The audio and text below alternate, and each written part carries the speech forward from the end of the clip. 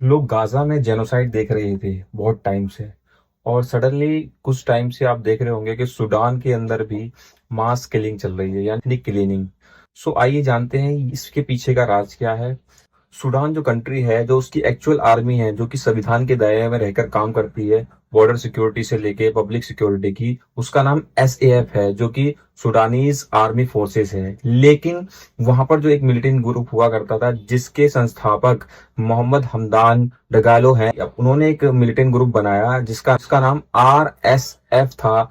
उन्होंने एक militant group को आर्मी में तब्दील कर दिया, यानी आरएसएफ, जो कि रैपिड सपोर्ट फोर्स के नाम से जानी जाती है।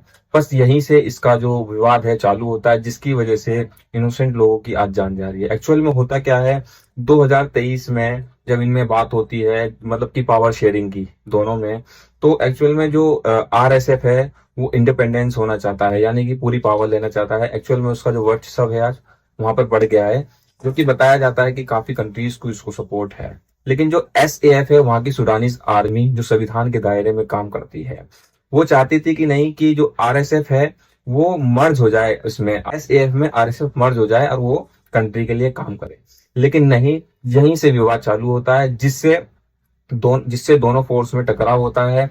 जो नॉन अरब लोग हैं, उन लोगों की मास किलिंग होती है, जो कि आप देख रहे होंगे। आज वीडियोस इतनी सारी आ रही है जिसमें महिला, बच्चे, बुजुर्ग और गांव के गांव जला दिए गए हैं। ये विवाद जो है दो आर्मी का है, पावर का है। यानी बहुत सी रिपोर्टें तो ये भी कहती हैं, यूएई जो कंट्री है वो जो है, उसने जो आरएसएफ, जो एक नॉन गवर्नमेंट और एक मिलिटेंट ग्रुप हुआ करता था, उसने एक फोर्स जो बनाई है, उसको अरब कंट्रियों का सपोर्ट है।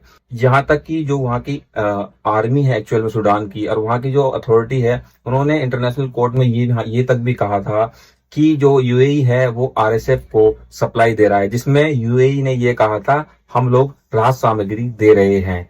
तो ऐसी ही बहुत सारी चीजें हैं जिस वजह से पॉलिटिक्स दुनिया में हो रही है। जैसे चाहे गाजा हो, चाहे सूडान हो, चाहे यूक्रेन हो, सारी चीज पावर की है, जिसमें इनोसेंट लोगों की जान जाती है। जैसा कि आप देख रहे होंगे, इतनी सारी कंट्रीज में काफी लाखों लोगों की जान जा चुकी है। फिलहाल जो सूडान में दो आर्मी के बीच में, एक मिलिटेंट ग्रुप जो हुआ करता था, जो एक्चुअल आर्मी है, उनके बीच वॉर थी। अब ये वॉर सिविल वॉर बन गई है, जिसमें इनोसेंट लोगों की जान जा रही है। तो उन लोगों के लिए दुआ करें। और आपको ये इन्फॉर्मेशन कैसी लगी जरूर बताना।